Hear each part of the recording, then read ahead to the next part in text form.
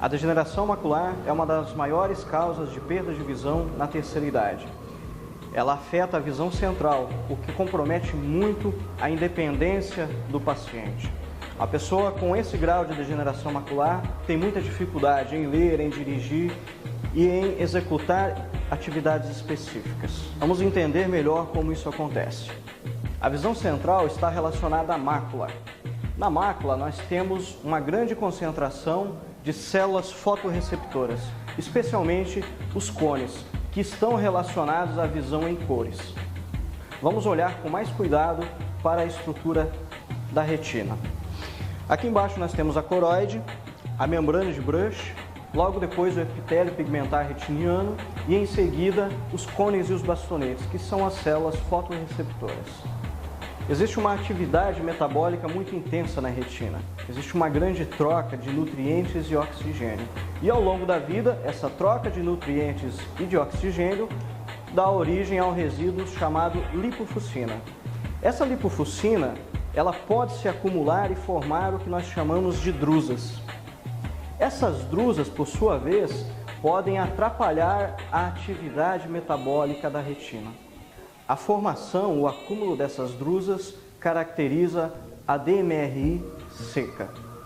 Vamos acompanhar a seguir o caso de um paciente do sexo masculino de 79 anos. Aqui nós temos uma retinografia colorida que mostra claramente lesões branco-amareladas no centro, o que é compatível com drusas.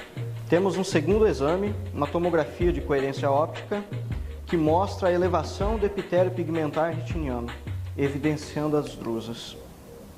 Temos também um mapa de espessura retiniana, mostrando claramente as drusas, porém sem sinal de fluido retiniano, ou seja, é uma DMRI seca. E temos aqui um corte único em alta resolução, mostrando a elevação do epitélio pigmentar retiniano, confirmando claramente a existência de drusas. Nós acabamos de ver um caso de DMRI seca. Esse acúmulo de lipofuscina, essa formação das drusas, podem levar a processos inflamatórios.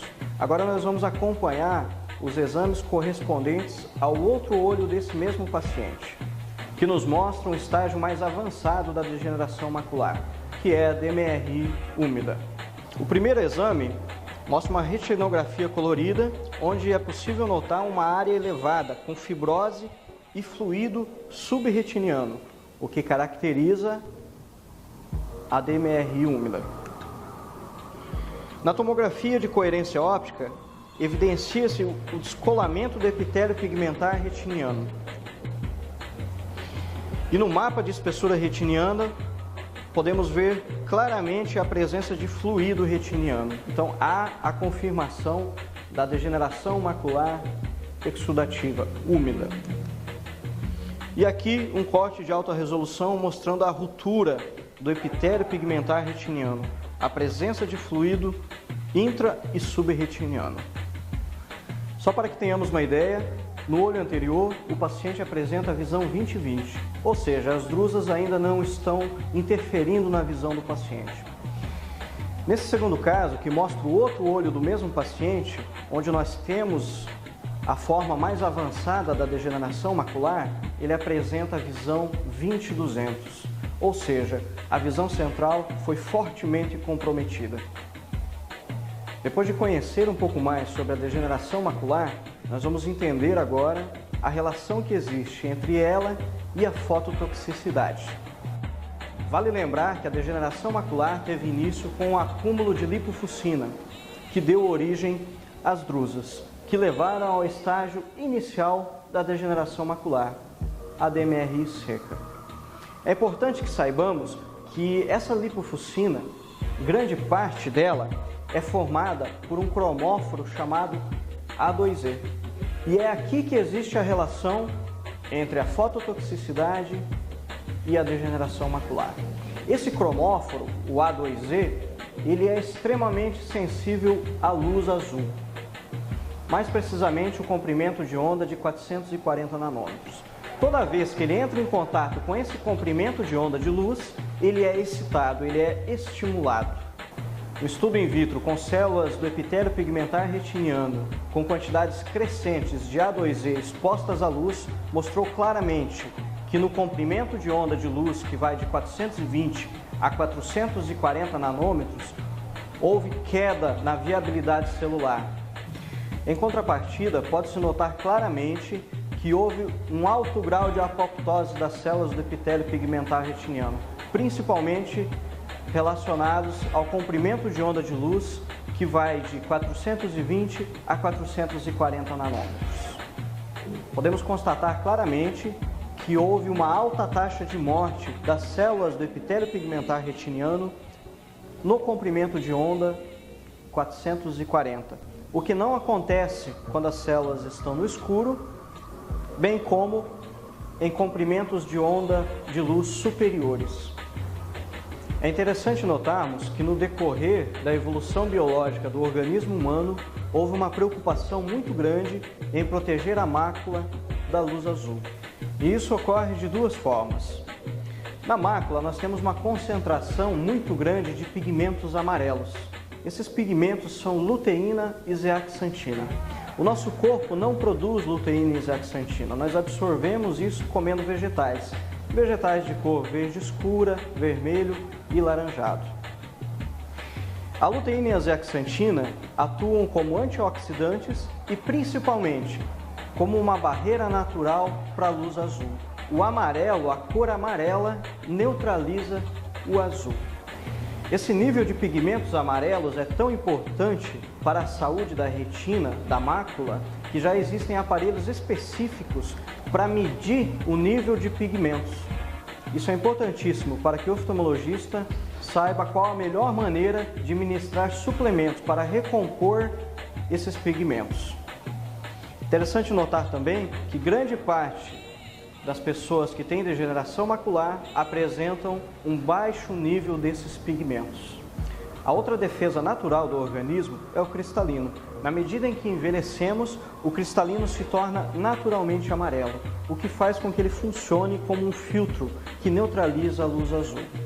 É aqui que está a relação entre a fototoxicidade, a degeneração macular e os pacientes pseudofásicos que fizeram cirurgia de catarata.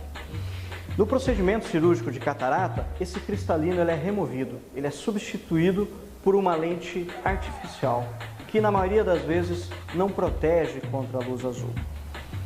Todos nós já ouvimos falar em catarata madura. Até pouco tempo atrás, o procedimento cirúrgico de catarata era pouco preciso. Não existiam grandes certezas sobre esse procedimento, sobre o resultado final desse procedimento.